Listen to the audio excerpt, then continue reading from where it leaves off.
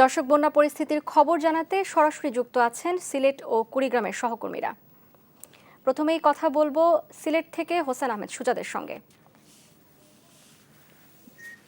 সুজাদ, সিলেটে দুর্যোগ মোকাবিলায় এখন পর্যন্ত প্রশাসনের পক্ষ থেকে কি কি পদক্ষেপ নেওয়া হলো, বিশেষ করে প্রত্যন্ত এলাকাগুলোর কি অবস্থা? এখনো কিন্তু মুষলধারে বৃষ্টি হচ্ছে। সিলেটে গত পরশু থেকে বৃষ্টি শুরু হয়েছিল, এখনো কিন্তু বৃষ্টি চলছে এবং তার সাথে সাথে নদীর পানি বাড়ছে। এই বাড়ার কারণে কিন্তু মানুষের মধ্যে চরম দুর্ভোগ দেখা দিয়েছে। সিলেটের এই বন্যা মোকাবেলায় কিন্তু সেনাবাহিনী মোতায়েন করা হয়েছে। আমরা যতটুকু জেনেছি যে সেনাবাহিনী তাদের সেনানিবাস থেকে মুভ করা শুরু করেছে। সবচেয়ে বেশি আক্রান্ত হচ্ছে সিলেটের কোম্পানিগঞ্জ এবং গোয়াইনঘাট উপজেলার প্রতিটি ইউনিয়ন।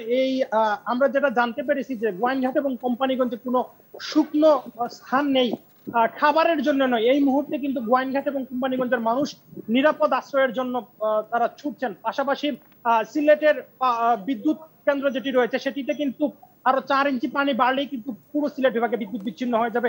ইতিমধ্যে কিন্তু সুনামগঞ্জের সাথে সারা দেশের বিদ্যুৎ যোগাযোগ বন্ধ হয়েছে। সুনামগঞ্জের 12টি উপজেলা কিন্তু বন্যায় আক্রান্ত হয়েছে এবং যত সময় যাচ্ছে ততই কিন্তু সিলেটের শহরের এলাকাগুলো পানিতে নিমজ্জিত হচ্ছে। এই মুহূর্তে আমি যেখানে আছি সেটি হচ্ছে তালতলা রোড। সেই তালতলা রোড এই মুহূর্তে কিন্তু হাঁটু সমান পানি। চরম ভোগান্তিতে মানুষজন বিপদে পড়েছেন। পানি উন্নয়ন বোর্ড আমাদেরকে জানিয়েছে যে আগামী 24 ঘন্টা কিন্তু ভারী বৃষ্টিপাত হবে এবং নদ নদীর পানি কিন্তু আরো বৃদ্ধি পাবে। সিলেটের কোম্পানিগঞ্জ, গোয়াইনঘাট এবং জৈন্তাপুরের যেসব বন্দী আছেন তাদেরকে উদ্ধারের জন্য ইতিমধ্যে সেনাবাহিনী কাজ শুরু করেছে। পাশাপাশি অন্যান্য সরকারি বাহিনীগুলো সচরাচর কাজ করে যাচ্ছেন তারা, আমরা সেটা দেখতে পাচ্ছি। এছাড়া আপনাদেরকে আমি আরো জানিয়ে রাখি যে সকল মানুষ কিন্তু ছাতকে, গোয়াইনঘাটে, কোম্পানিগঞ্জে, জৈন্তাপুরে পানিতে আক্রান্ত, পানিতে বন্দী হয়েছেন তাদেরকে যেন নিরাপদ আশ্রয় নিয়ে আসা হয়। আমরা দেখেছি যে এই মুহূর্তে কিন্তু গাড়ি চলাচল বন্ধ হয়ে গেছে। সিলেট সিটিতে অনেক পেট্রোল পাম্প বন্ধ হয়ে গেছে। সাধারণ মানুষরা বলছেন যে যত দ্রুত সম্ভব নৌকা এবং স্টিমারের ব্যবস্থা করতে হবে এবং বিভিন্ন এলাকায় কিন্তু ইতিমধ্যে বিদ্যুৎ সরবরাহ বন্ধ রয়েছে। মানুষ খাবারের জন্য হাহাকার করছেন। পাশাপাশি বিশুদ্ধ পানির সংকটও দেখা দিয়েছে বিভিন্ন এলাকায়। আপনাদেরকে আমি জানিয়ে রাখি যে সিলেট শহরের উপশহর পুরো এলাকাতে কিন্তু ইতিমধ্যে পানিতে নিমজ্জিত হয়েছে। মানুষজন কিন্তু নিরাপদ আশ্রয়ের জন্য ছুটছেন। তো এভাবেই যদি সুরমা এবং কুশিয়ারা নদীর পানি বাড়তে থাকে তাহলে সিলেটে ভয়াবহ দুর্যোগ দেখা দিতে পারে। তাকিয়া। সুজাত, আপনাকে ধন্যবাদ। দর্শক, এবারে যাচ্ছি আমরা কুড়িগ্রামে। সেখানে আছেন মাইনুল ইসলাম সাগর। সাগর, বন্যা পূর্বাভাসে কি বলা হচ্ছে আর পরিস্থিতি অবনতি হলে তা মোকাবেলায় প্রশাসন কতটা প্রস্তুত বলে আপনি মনে করেন? তাকিয়া, আপনাকে ধন্যবাদ। আপনি জানেন কয়েকদিনের টানা বৃষ্টি ও উজানের ঢলে কুড়িগ্রামের ব্রহ্মপুত্র, ধল্লা, তিস্তা ও দুধকুমর নদীতে পানি কিন্তু বেড়ে চলছে।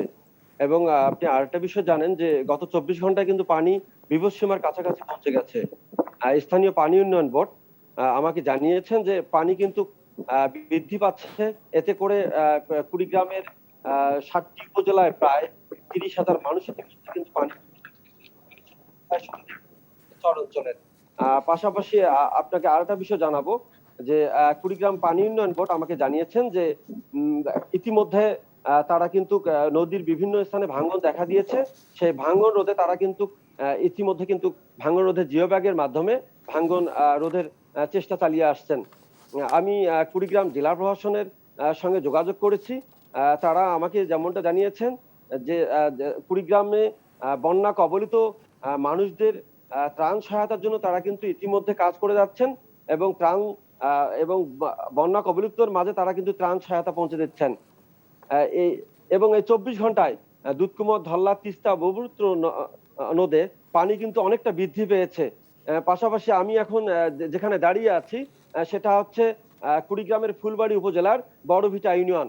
এই বড়ভিটা এবং ভাঙামর ইউনিয়নের আপনারা জানেন যে এই দুইটি ইউনিয়নে প্রায় 10 থেকে 12টি গ্রাম ইতিমধ্যে পানিবন্দী হয়ে পড়েছে এবং এই 10 থেকে 12টি গ্রামের প্রায় 5 শতাধিক পরিবার ইতিমধ্যে তারা কিন্তু অনেক কষ্টে দিন যাপন করছেন। তারা কিন্তু খাদ্য অভাব, তারা গবাদি পশু নিয়ে অনেক বিপাকে পড়েছেন। পাশাপাশি বন্যা কবলিতরা আমাকে জানিয়েছেন তারা কিন্তু এখনো পর্যন্ত কোনো সরকারি সহযোগিতা পাননি। এই ছিল আমার কাছে সর্বশেষ সংবাদ। সাগর, আপনাকে অসংখ্য ধন্যবাদ। দর্শক, সিলেট থেকে আমরা এতক্ষণ কথা বলছিলাম হোসেন আহমেদ সুজাদের সঙ্গে এবং এরপরে কুড়িগ্রামে আমাদের সঙ্গে যুক্ত ছিলেন আমাদের সহকর্মী মাইনুল ইসলাম সাগর।